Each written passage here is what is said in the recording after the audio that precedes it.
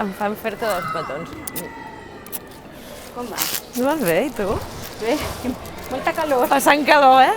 Al País Valencià hi ha hagut uns resultats electorals molt durs.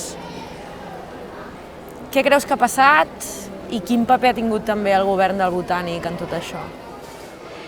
Al País Valencià ens hem dut una decepció molt gran perquè esperàvem que el Botànic fes alguna cosa, algo que no han fet, que no s'han atrevit, sempre en la por de si els diuen catalanistes, de si els diuen...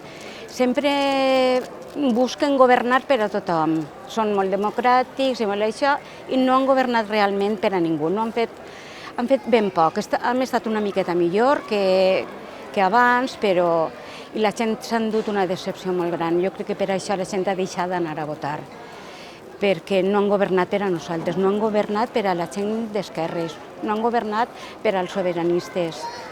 I aleshores, això és el que ha passat. Un govern del PP amb Vox. Vosaltres ja sabeu el que és. Sí. Quina perspectiva creus que hi ha? Ressorgirem de les cendres? Ressorgirem de les cendres, per supost. Anem a passar-ho mal. Els primers dies, després d'haver perdut la Generalitat, van estar molt negres al País Valencià perquè la gent estava molt enfonsada.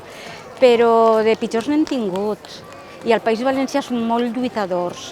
Estem molt acostumbrats a plantar cara i per supost que eixirem. La gent som lluitadors, estimem la terra i estimem la vida. Això no es pot perdre. Això som un gruix de gent molt important que necessitem tornar a recuperar la nostra sobirania i estarem ahí, i ho farem segur.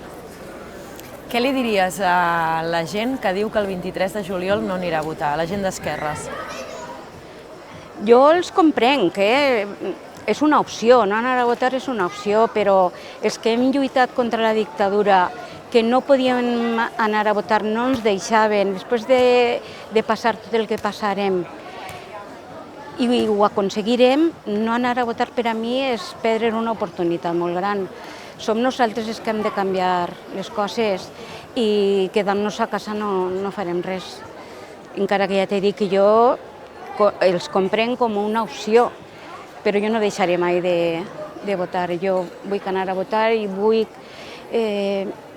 No sé, el meu futur crec que depèn de que anem o no anem, de que s'impliquem, i jo aniré. I una última pregunta que ara se m'ha acudit. El primer que han plantejat els de Vox al País Valencià és assenyalar la llengua.